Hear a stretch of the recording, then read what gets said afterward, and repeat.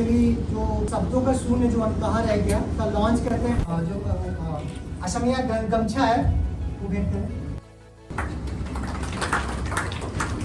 कविता किताब को समझने की कोशिश करेंगे और मैम से किताब के बारे में कुछ समझने की कोशिश करेंगे।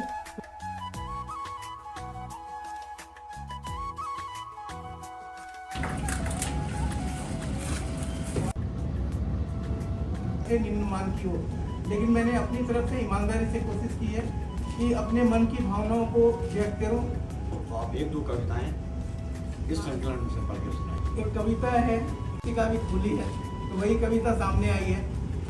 हो सकता है कि राजनीति के में मैं हूँ, उसका इस पर प्रभाव है, और राजनीति को मैं किस तरीके से मुझे देखने को मिली है मैं ये भी बताता हूँ। फिर होती है सुबह, हाँ ये दलदल है, हाँ ये दलदल है, गलती से कदम पड़े फंसते चले जाते हैं, गलती से कदम पड़े फंसते चले जाते हैं, नीचे इंच दर इंच समा जाता है पूरा वजूद एक गहरे अंधकार में, समा जाता है पूरा वजूद एक गहरे अंधकार में, घुट जाती है सांसें, कीचड़ बस कीचड़, कान में, आंख में, नाक में रुद्ध हो जाती हैं इंद्रियां, खो जाती है देखने, सुनने और समझने की शक्ति, हो जाते हैं संवेदनहीन, बस आभास रहता है गंदे बदबूदार कीच का, इंसानियत मर जाती है। हो जाते हैं संवेदन विहीन, बस आभास रहता है गंदे बदबूदार कीच का, इंसानियत मर जाती है। मर जाते हो तुम एक छोटी सी गलती से, एक गलत कदम से ठहाके लगाकर हंसते हैं वो सभी जो हमसाया थे। एक छोटी सी एक गलत कदम से ठहाके लगाकर हंसते हैं वो सभी जो हमसाया थे, हमसफर थे या हमराह। कुछ चढ़ जाते हैं तुम्हारे कंधों पर, कुछ चढ़ जाते हैं तुम्हारे कंधों पर, ताकि बचा रहे उनका अस्तित्व। लोभ छूटता नहीं कुर्सी का, लोभ छूटता नहीं कुर्सी का, जिनके चारों पायों पर होती है, जिनके चारों पायों में होती है लाशें ईमान की, सत्य की, नैतिकता और भावनाओं की, जिनके चारों पायों में होती है लाशें ईमान की, सत्य की, नैतिकता और भावनाओं की।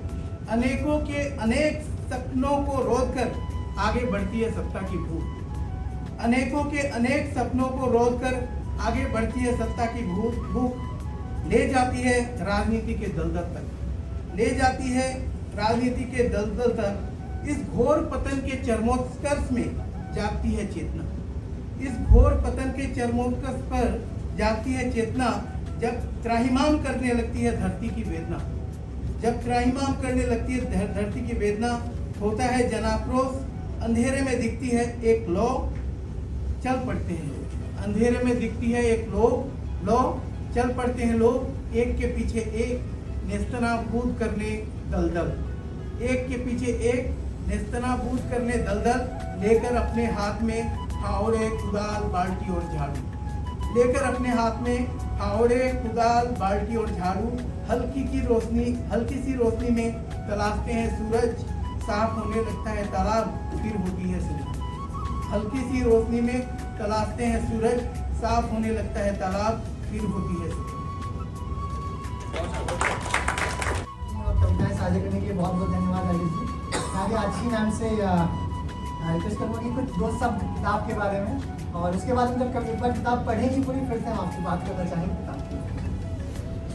राजेश जी बता रहे थे कुछ दिन पहले राजेश जी और हम एक साथ थे गुजरात में, और एक साथ में ज़्यादातर अक्सर ऐसे ही मौके पर होते हैं जब चुनाव होता है, जब चुनाव के नॉमिनेशन का दिन होता है, जब रोड शो होता है, रैली होती है, तभी अक्सर राजेश जी से मुलाकात होती है, चाहे वो गुवाहाटी में हो, चाहे वो अहमदाबाद में हो। तो हम अभी गुजरात में बाई इलेक्शन चल रहे हैं, तो उसमें से एक की जिम्मेदारी राजेश जी संभाल रहे थे। तो हम जब एक कैंडिडेट के रोड शो करके आ रहे हैं अपने कड़ी विधानसभा से अहमदाबाद वापस 1.5 घंटे की जर्नी में, तो बहुत सारी और पॉलिटिकल बातचीत के बीच में उसके अगले दिन जिस दिन 2 दिन के बाद चुनाव है, हमारे यहाँ पे बूथ पे बैठने के लोग हैं कि नहीं है, हमारा कैंडिडेट कैसा है, इस सीट पे जब 2027 में चुनाव होगा तो तब क्या होगा, एक और जो हम बाई इलेक्शन की सीट लड़ रहे हैं जहाँ पे हमारे प्रदेश के बड़े नेता गुजरात के लड़ रहे हैं, वहाँ पे क्या होने वाला है, उसकी क्या, इस सारी बातचीत के बीच में राजेश जी ने बताया कि मैंने एक कविताओं की किताब लिखी है। और जो मेरा पहला ख्याल आया और आज भी मैं यही कहूँगी कि मल्टी टैलेंटेड पर्सनालिटी ऐसी राजेश जी हैं, और ये उनका रुख इतने सालों में जब हम कई बार राजनीतिक परिस्थितियों में साथ रहे, तो ये उनका एक हिडन टैलेंट रहा। और आई थिंक ये दिखाता है कि शायद बहुत सारे ऐसे लोग होते हैं जिसको हमें लगता है कि हम बहुत अच्छे से जानते हैं, पर उनके भी पर्सनालिटीज़ में कितनी लेयर्स होती हैं, कितने टैलेंट होते हैं, शायद हमें भी नहीं पता है। मैं तो हमेशा से मानती थी कि राजेश जी का पहला प्यार असम है, अब लग रहा है कि उनका पहला प्यार कविता है। हम हमेशा से राजेश जी को उनके असम के प्रेम की वजह से ही जानते रहे, और मैं बहुत बहुत बधाई दूंगी राजेश जी को कि उन्होंने ये कविताओं की किताब लिखी है। अपने जो भाव है, आई थिंक जो अपने लाइफ एक्सपीरियंसेस हैं अलग अलग जिससे वो गुजरे हैं, उनको कागज़ पे उतारना अपने आप में एक आसान चीज़ नहीं होती है, और उन्होंने ये कदम उठाया है कविशाला के साथ मिलके। तो राजेश जी को भी और कविशाला को भी बहुत बहुत बधाई, और मैं उम्मीद करती हूँ कि ऐसे कई किताबें और राजेश जी की आएंगी, और रोड शोज़ और रैलीज़ और नॉमिनेशंस के दौर के साथ साथ ये उनका लेखन का दौर भी चलता रहेगा। बहुत बहुत बधाई Rajesh ji. Thank you so much ma'am किताब के बारे में थोड़ा बताने के लिए, और अनेक शुभकामनाएं देता हूं, और ये आशा करता हूं कि भविष्य में ये लगातार काम करेंगे, और जिस तरह से राजनीति में इन्होंने जगह बनाई है। स्वाति शारदा कहाँ ही सुजाना, जो बरसे बरिबार विचारू, मोई कवित चिंता मनि चारू, हृदय सिंधु मति सीप समाना।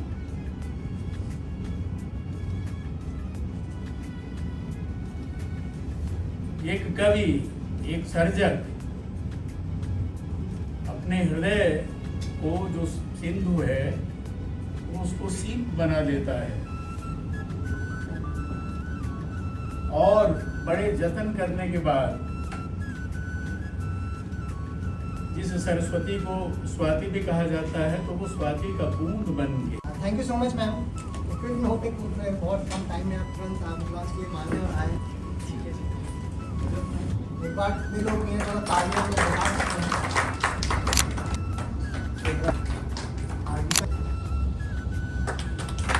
थोड़ा किताब पे परिचर्चा को आगे बढ़ाएंगे। मैं नवीन जी से गुजारिश करूँगा कि कुछ किताब के बारे में, कुछ कविताओं के बारे में राजेश जी के साथ जिस तरीके से किताबों पे, कविताओं पे वार्तालाप हुई वो साझा करें। राजेश शर्मा की ये जो किताब निकला हुआ है ये बहुत शुभ वार्ता है, क्योंकि अभी सारी जगह भारत में ये एक अशुभ समय है, दुख समय है। इन दिनों में एक किताब का, कविता का किताब निकलना बहुत शुभ वार्ता है। आजकल एक्चुअली ईश्वर का मृत्यु हुआ है, ईश्वर अभी नहीं है, ईश्वर का मृत्यु हुआ है। तो ईश्वर को हम मंदिर में जाकर खोजते हैं, वो ईश्वर अभी नहीं है, ईश्वर कभी मर गया है। जिस ईश्वर को हम जानते थे पहले, आध्यात्मिकता, जिस ईश्वर को हम चाहते थे आध्यात्मिकता के बीच, वो ईश्वर अभी नहीं है। अगर ईश्वर है तो सिर्फ कविता में, क्योंकि ईश्वर के साथ हमारा आजकल जो संपर्क है ये विनिमय का संपर्क है।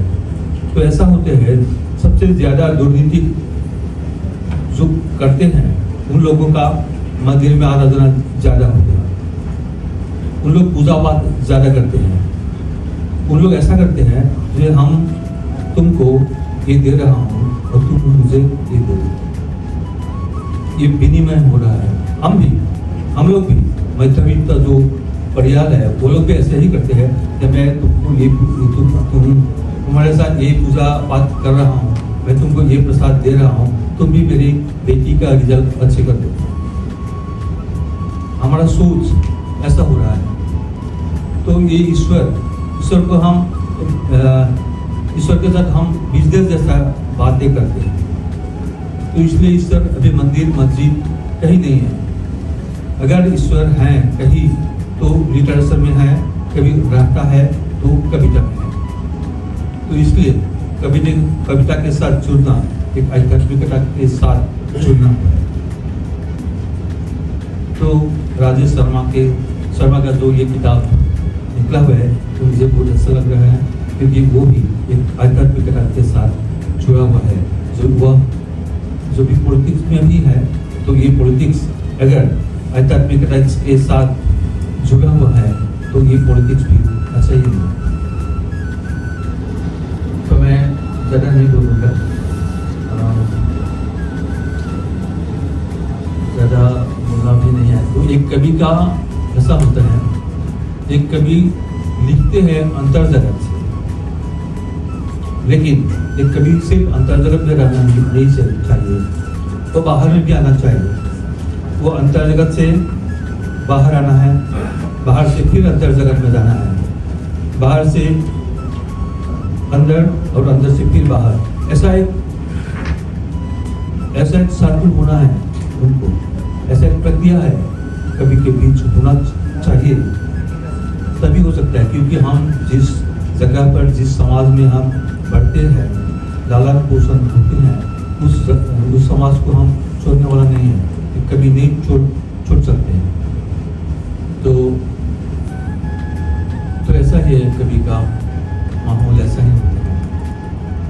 और एक बात बोलूँगा, जो अभी विमोचन हो गया है ये किताब, लेकिन कोई एक किताब विमोचन नहीं कर सकते। एक किताब विमोचन या एक किताब उन्मोचन कर सकते हैं सिर्फ पाठक। जब तक पाठक किताब नहीं पढ़ते हैं तब तक ये किताब विमोचन नहीं होती। सिर्फ पाठक ही ये किताब पढ़कर ये किताब विमोचन कर सकते हैं। तो मैंने आपको कहूँगा ये किताब विमोचन करने के लिए मैं आह्वान करता हूँ। तो मैं मेरे 2-3 कविताएं पढ़। उन्होंने किताब की भूमिका भी लिखी है, तो थोड़ा उनसे अपनी बातचीत भी करेंगे। परम आदरणीय नीलिम कुमार जी, परम आदरणीय दिनकर कुमार जी, और इस शुभ अवसर पर उपस्थित सभी साहित्य प्रेमियों को मेरा नमस्कार, मेरा कहना चाहूँगा किताब के बारे में। आप की भूमिका लिखी है, किताब बहुत अच्छे से पढ़ी है, देखिए आपका और राजेश जी के बारे में। मंच पर उपस्थित ज्योतिष जी, नीलिम जी, गीता जी, राजेश और आप सभी साथियों को नमस्कार। 2-2.5 घंटे पहले ही हम गुवाहाटी से पहुँचे हैं दिल्ली, और ये राजेश जी का प्यार है, लगाव है हम लोगों के प्रति। 2000 किलोमीटर से हम 3 साथियों को इस कार्यक्रम के लिए उन्होंने बहुत अच्छा किया। इस तरह जाहिर होता है कि बहुत ही संवेदनशील इंसान है, और उनका हृदय कवि हृदय है, भले ही राजनीति में है या व्यवसाय में है, लेकिन मूल रूप से उनका हृदय कवि है। इसके पीछे असम की प्रकृति का भी योगदान है। उनका जन्म असम में हुआ है, मार्गरेटा में हुआ है, और असम में कविता, संगीत, कला, हर तरह की जो कलात्मक विधाएँ हैं उसके लिए बहुत ही उर्वर मिट्टी है। आप देखेंगे वहाँ इस तरह की प्रतिभाएँ काफ़ी उनके लिए अनुकूल माहौल बनता है। और निश्चित रूप से राजेश जी को भी बचपन से वैसा ही प्रभाव मिला होगा, जिसकी वजह से उन्होंने कविता शुरू की। परिचय में भी लिखा हुआ है कि इनकी कविता छात्र जीवन में पहले प्रकाशित हुई थी। धीरे धीरे इन्होंने जो अभ्यास किया तो आज हमारे सामने यह संकलन है। और इस पांडुलिपि को मैंने देखा था पहले, मैंने उसकी भूमिका भी लिखी। तो असल में कविता, मैं स्वयं भी कविता लिखता हूँ, तो कविता जो है 2 तरह की हमेशा रही है हर युग में। ज्योतिष जी ने तो पूरा इस पर सब कुछ कह दिया है, मैं अपनी तरफ से छोड़ दिया।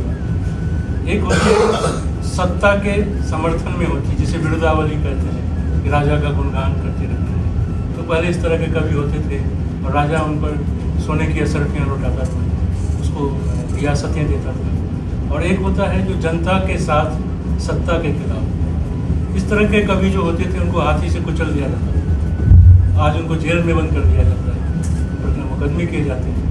बहुत बहुत धन्यवाद, आप लोगों ने इतना इंतजार किया, अभी तक रुके।